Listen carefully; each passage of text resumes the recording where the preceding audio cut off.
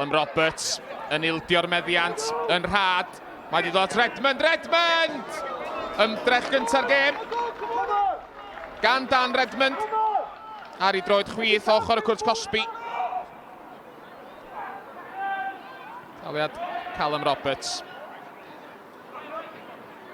Eto, Seintiau di dwyn y meddiant. Leo Smith yn ei gadael i Dan Redmond. A Redmond efo'r ymdrech ar y cynnig cynta. Eto tu allan y cwrs Cosby. Bel dros y bar. Ond oedd honna ddim yn wirion o bell. Eto, Drenewydd yn fler yn ildio'r meddiant ar ochr y cwrs Cosby. A gergyd isel Adam Wilson yn cael ei rhwystro gan Dave Jones. I mewn i funud ola, yr hanner cynta. Cic Marriott yn cael ei ffynio ymlaen gan Ryan Astles.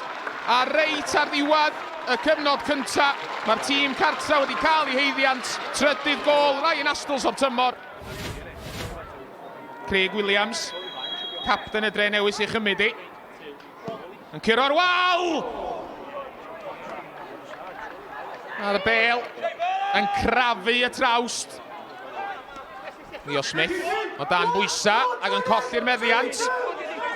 George Hughes a Rither. A mae wedi canfod Nick Ruston. Ruston! Connor Roberts, efo'r arbediad holl bwysig. A mi oedd Mwandwe yn y canol. Ond benderfynodd Nick Ruston fynd i hun. Henry Cowens, codi'r bel i mewn i gwrs Cosby'r tîm cartra.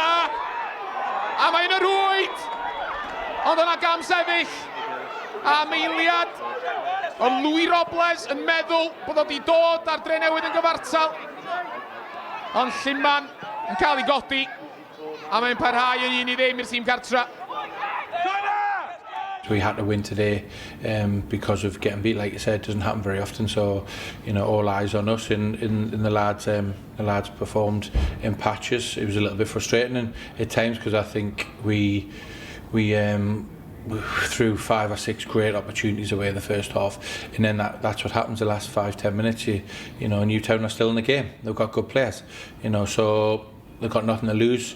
You know, leaving 4 up front the last 10 minutes, and if they get beat 1-0, 2-0, 3-0, 4-0, it doesn't really matter. But there's always that small chance you might get an equaliser, and we just have to deal with that. I think the players certainly feel aggrieved in the dressing room. I think we feel that the goal that was disallowed for offside, when Ryan Sears has headed it back across goal, is onside in the first contact clearly. Now, look, we'd have to watch it back. I'm a fair way away, but the players, certainly Ryan and Louis Robles and the boys who were close, certainly feel he was onside. So we feel like we've had a perfectly good goal ruled out. When you play TNS, you don't have a lot of moments in the game. We've had the Nick Ruston chances, is probably the best chance of the game in the second half.